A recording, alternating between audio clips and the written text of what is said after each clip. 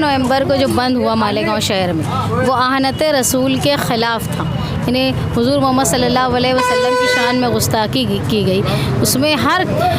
मज़हब का, हर इंसान का जमहूरी हक़ है कि वो उसकी मुखालफत करे, और मालेगांव शहर ने भी मुखालफत की और रज़ा एकेडमी और सुन्नी जमाअतुल उलमा की तरफ से एहतजाज किया गया जो पुरअमन रहा। यहाँ किसी भी तरह का कोई संचार बंदी या किसी तरह का भी कर्फ्यू नहीं लगा था।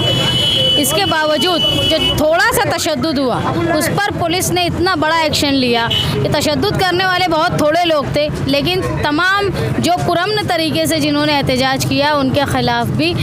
मालेगांव शहर की पुलिस ने और महाराष्ट्र हुकूमत की तरफ से, हम मानते हैं कि हुकूमत की तरफ से उनको दबाव था कि मामूली से तशद्दुद के बाद भी 307, 395, 120, 353 ऐसी कलमें लगाई, जिसका असर ये हुआ कि दूसरे शहरों में इससे ज़्यादा तशद्दुद हुआ, लेकिन 1 महीने में लोग रिहा हो गए। मालेगांव शहर में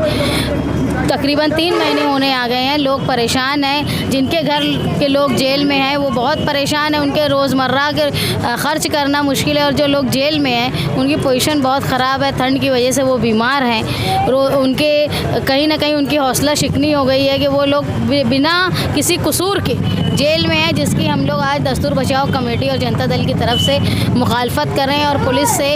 और इंतज़ामिया से हम ये मांग करते हैं कि मालेगांव शहर में जो लोग गिरफ़्तार हुए हैं बेगुनाह,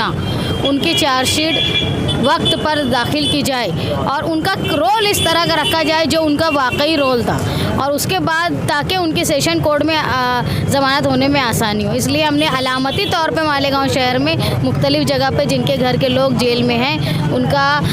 अलामती तौर पे धरना 3 लोगों का कानून में रहकर किया। अगर इसके बावजूद इंतज़ामिया और पुलिस ने इस बात की दखल नहीं ली तो मालेगांव शहर में